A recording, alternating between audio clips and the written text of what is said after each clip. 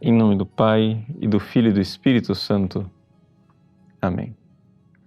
Meus queridos irmãos e irmãs, nós estamos lendo o belíssimo discurso de Jesus a respeito do pão da vida.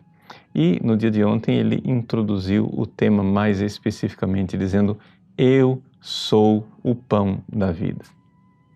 É evidente que esse capítulo 6 do Evangelho de São João é um capítulo eucarístico. Tudo começa com a multiplicação dos pães, depois tem a travessia do lago e aí vem o discurso do pão da vida. Mas, assim como a missa é dividida em duas partes, a liturgia da palavra e a liturgia propriamente eucarística, também este discurso do pão da vida é dividido em duas partes. O Evangelho de hoje e o de amanhã é a primeira parte em que Jesus se apresenta como o pão da vida, mas se você for observar mais de perto, o que ele está pedindo é fé. E ele está dizendo assim: eu fui enviado e vocês não creram, vocês não tiveram fé. Fé em quê? Fé em Jesus como palavra encarnada. Veja que ele não fala do seu corpo, ele não fala do seu sangue, não nessa primeira parte. Somente a partir do versículo 51 é que o tom vai mudar e ele vai começar a falar de forma mais explicitamente eucarística. Por isso, vamos deixar para falar da Eucaristia enquanto tal depois. Vamos falar agora de Jesus como pão da palavra. Ao dizer isso, eu não estou querendo aqui protestantizar, não é? Esse capítulo 6, que é eucarístico, tão belíssimo, tão belo. Mas o que acontece é o seguinte, é que nós temos que entender uma coisa. Eu não irei comungar direito, eu não irei receber o pão eucarístico se eu não estiver antes com as disposições interiores e, portanto, com uma fé pronta para receber Jesus como palavra. Jesus começa dizendo: eu sou o pão da vida. Aquela vida eterna que nós falávamos antes.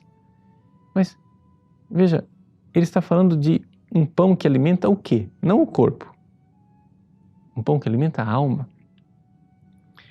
E como é que a nossa alma vai se alimentar? Como é que pode vir um alimento para a alma que é espiritual?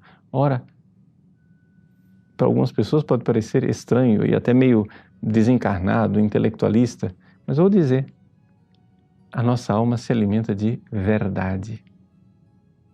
Ou seja, é a verdade que alimenta a alma. E se você não der verdade para a alma, ela morre de fome. Deixa eu dizer isso de forma mais clara, mais existencial. Eu tenho certeza que você já teve essa experiência.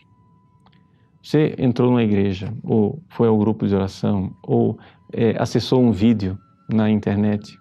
Você estava para baixo, sua vida estava complicada, você não via sentido nas coisas. De repente você ouve uma pregação, uma palavra. Aquela palavra não muda o teu sofrimento, mas ela dá sentido ao sofrimento. Aquela palavra te alimenta interiormente e você sai outra pessoa. Você sai como que revitalizado, refeito por dentro. Isso aí. Quando a luz da verdade ilumina a sua alma, e você acolhe com fé, você teve uma refeição espiritual. Por isso, nessas homilias diárias que nós gravamos, o que nós queremos dar para você? Né? São esses 5 minutinhos em que a gente meio que mexe na palavra de Deus, a gente rumina junto à palavra de Deus, para que essa palavrinha mastigada consiga ser alimento para você. Então, é importante que você, ao receber essas homilias diárias, você dê tempo para a sua oração, não somente assista. Reze depois, rumine e faça uma refeição espiritual. Deus abençoe você. Em nome do Pai, do Filho e do Espírito Santo. Amém.